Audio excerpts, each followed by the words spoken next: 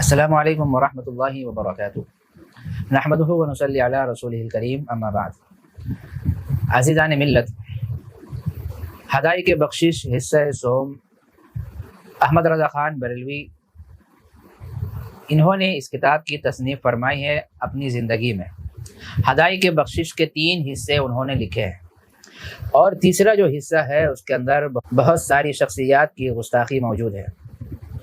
اس سے پہلے آپ نے دیکھا کہ حضرت عائشہ رضی اللہ تعالی عنہا کی شان میں کس قدر گستاخانہ اشعار لکھے گئے تھے، اور اس کے مفہوم اور اس کا مطلب آپ کے سامنے رکھا گیا۔ اور ابھی یہ دیکھا گیا ہے کہ حضرت یوسف علیہ السلام کی شان میں بھی انہوں نے گستاخی کی ہے اور گستاخانہ اشعار لکھے ہیں۔ جی ہاں، بریلوی حضرات کا عقیدہ ہے کہ شیخ عبد القادر جیلانی رحمۃ اللہ علیہ، ان کا حسن و جمال حضرت یوسف علیہ نبینا و علیہ السلام سے بھی زیادہ بڑھ چڑھ کر ہے۔ یعنی حضرت یوسف علیہ السلام کا حسن و جمال ہمارے شیخ عبد القادر جیلانی کے سامنے بھی پھیکا ہے۔ شیخ عبد القادر جیلانی رحمۃ اللہ علیہ کا حسن حضرت یوسف علیہ السلام سے بھی زیادہ تھا، یہ ان کا عقیدہ ہے۔ آئیے دیکھتے ہیں کہ مولوی احمد رضا خان بریلوی نے ہدایت بخشش حصہ سوم کے اندر کیا اشعار لکھا ہے، ذرا اس کے اوپر آپ نظر ڈالیے۔ اشعار لکھا ہے: روئے یوسف سے فزوں تر حسن روئے شاہ ہے، پشت آئینہ نہ ہو انبا ضرور آئینہ۔ اس کا مطلب یہ ہے کہ حضرت یوسف علیہ السلام کا جو حسن ہے وہ آئینہ کے پشت کے برابر ہے، اور آئینہ کا یعنی شیشہ جس میں ہم اپنا چہرہ دیکھتے ہیں، شیشے کا اوپر والا جو حصہ ہے، چمک دھمک والا جو حصہ ہے، وہ شیخ عبد القادر جیلانی کی طرح ہے۔ شیخ عبد القادر جیلانی کے حسن و جمال کی مثال آئینہ کے اوپر والے حصے کی طرح ہے، اور آئینہ کے پیچھے والا جو حصہ ہے وہ حضرت یوسف علیہ السلام کے حسن و جمال کی طرح ہے۔ العیاذ باللہ، کتنی بڑی گستاخی کی بات ہے۔ یعنی آئینہ کا جو چمک دھمک والا حصہ ہے وہ اپنے پیر کے کھاتے میں انہوں نے ڈال دیا، اور آئینے کے پشت والا جو حصہ ہے جو بے نور ہے، جس میں کوئی چمک نہیں، کوئی دھمک نہیں، جس میں کوئی خوبصورتی نہیں، وہ حضرت یوسف علیہ نبینا و علیہ السلام کے کھاتے میں انہوں نے ڈال دیا ہے۔ اور کتنی غلط مثال انہوں نے پیش کی ہے۔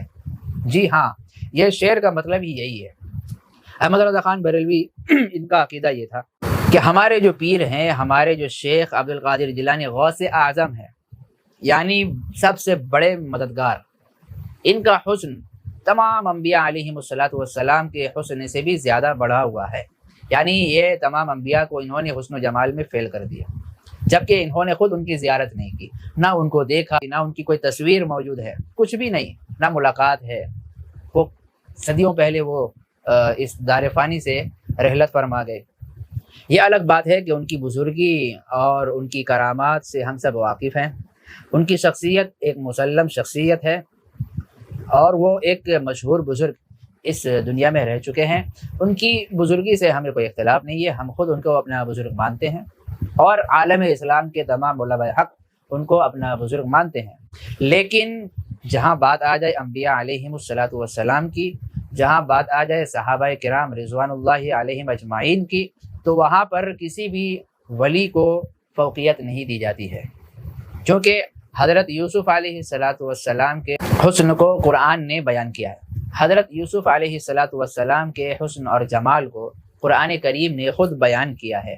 تو جہاں قرآن کریم کی بات آ جاتی ہے، پھر وہاں چاہے لاکھ ان سے زیادہ مرتبہ اور حسن رکھنے والا کوئی موجود ہو، وہاں ان کی بات نہیں مانی جائے گی، کیونکہ قرآن کریم کا درجہ پہلا ہے۔ اور دوسری بات یہ کہ وہ نبی ہیں، وہ انبیاء علیہم السلام کی اولادوں میں سے خود ایک نبی بنے ہیں۔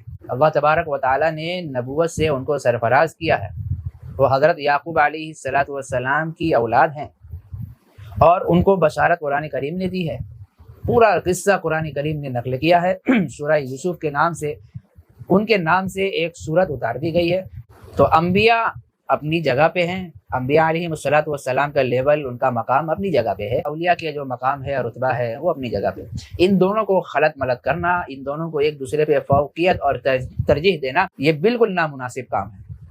یہ اللہ اور اس کے رسول کی حدوں سے آگے بڑھنا ہے، جو کہ آج کل کے نام نہاد بریلوی حضرات انجام دے رہے ہیں۔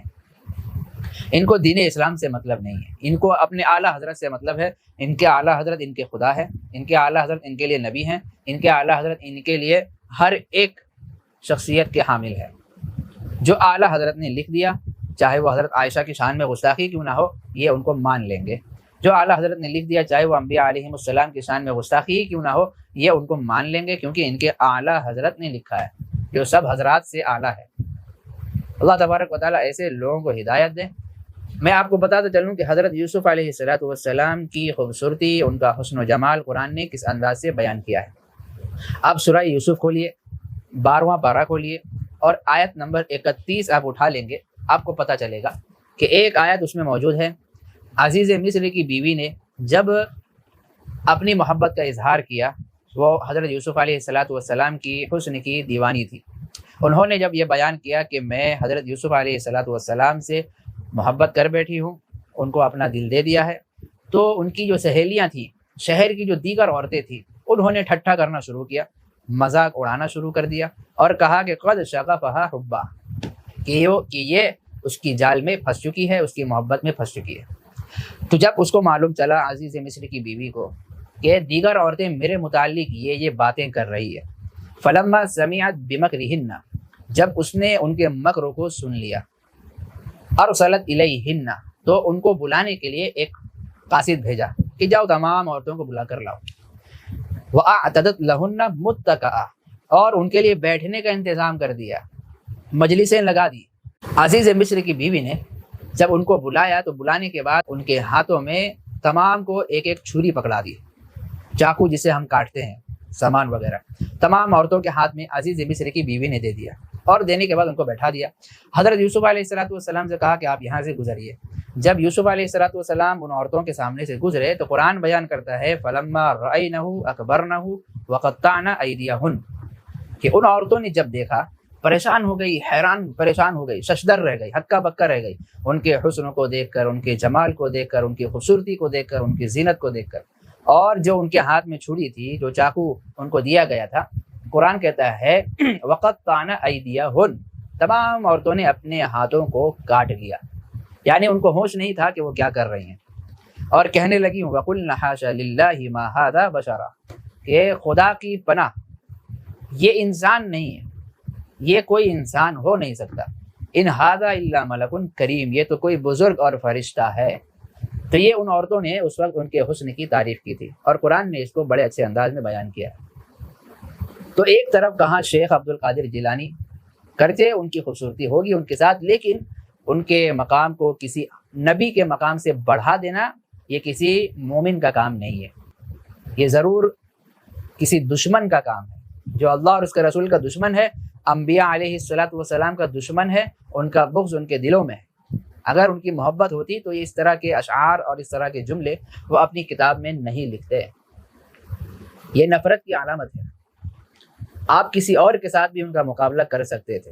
اعلیٰ حضرت اگر ان کا مقابلہ خود سے کرتے نا کہ بھائی مجھ سے زیادہ میرے پیر کا حسن زیادہ ہے، تو یہ بات ہم بھی مان جاتے، دیوبندی حضرات بھی مانتے، وہابی حضرات بھی مانتے، سب مانتے۔ تو واقعی میں اعلیٰ حضرت ان کا حسن آپ دیکھ لیجئے فوٹو میں۔ تو یہ کسی نبی سے کمپیئر کرنا، مقابلہ کرنا، یہ اچھی بات نہیں ہے، ان کی شان میں توہین ہے، گستاخی ہے، اور قرآن کریم کا رد کرنا ہے۔ قرآن کچھ اور بیان کر رہا ہے اور آپ کدھر چل رہے ہیں، آپ کہیں اور چل رہے ہیں، بالکل قرآن سے ہٹ کر، حدیثوں سے بالکل ہٹ کر۔